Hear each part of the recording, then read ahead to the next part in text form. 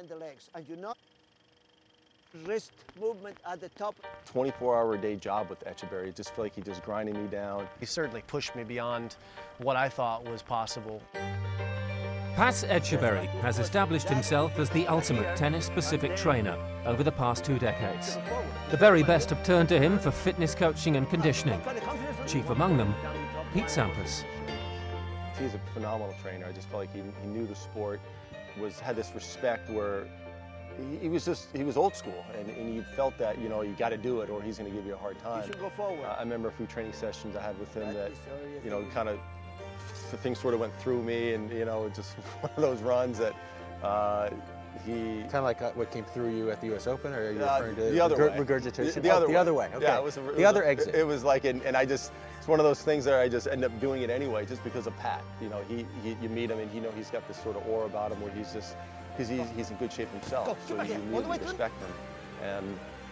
And just a really good guy, really supportive, but just, you know, just a really hard-ass, old-school sort of guy. And come on there. Justin Gimelstob knows only too well the dangers of a training session with Pat.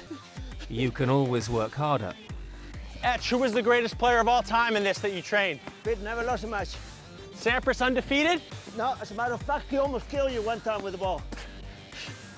Tell our audience what happened. We used to play the point, and we let the player come in and take the ball off the air.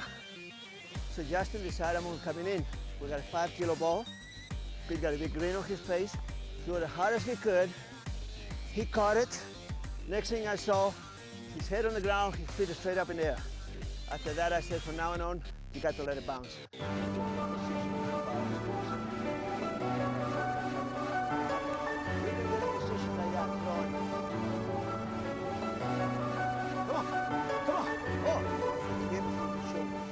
The training for tennis has changed drastically. Players at one time did very little or nothing. And now they spend just as much time almost off court than they do on court. You went to tournaments. The tournaments didn't have gyms. You went to the US Open, you went to French Open. I remember going to the French Open and it was not a gym. So Jim Courier, after we got done, we go in the park across the street and run, and everybody saw that we were crazy and we were trying to show off. No, we knew that it was a way not only physically and mentally to kind of cool down and to do injury prevention training. But now, these days, every tournament you go, that's the busiest place at the tournament.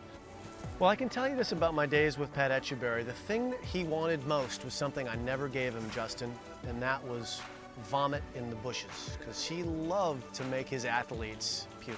It was just one of his things. It was like a source of pride for him to push them to that level. And for whatever reason, my stomach never cooperated, because he certainly pushed me beyond what I thought was possible. And I paid the price, and I gained the rewards because of it. What impressed me about Jim was his determination to succeed. He would take no for an answer. I remember one day we were out training, and it was a couple of weeks before the French. He was ready to leave for Europe, and it came the biggest thunderstorm ever, lightning and stuff like that. I mean, it's as hard as it could be raining. And I said, wait a minute, lightning in Florida is dangerous. You're putting your life in. So I look at him, he looked at me and said, let's keep going. Etch is a soulful man. He's a great man. He's a no-nonsense man. And preparation is the name of the game. And Etch got me there, and he's gotten so many players to the maximum of their ability, which is all you can really ask.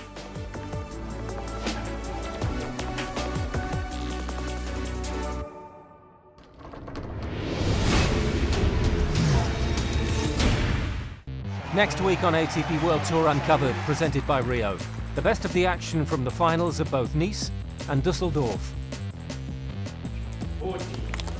And behind every great man, there's an even greater woman. But what's it really like to be a significant other on tour? Don't forget to log on to atpworldtour.com for your 24/7 breaking news and talk with us on Facebook and Twitter. See you next week.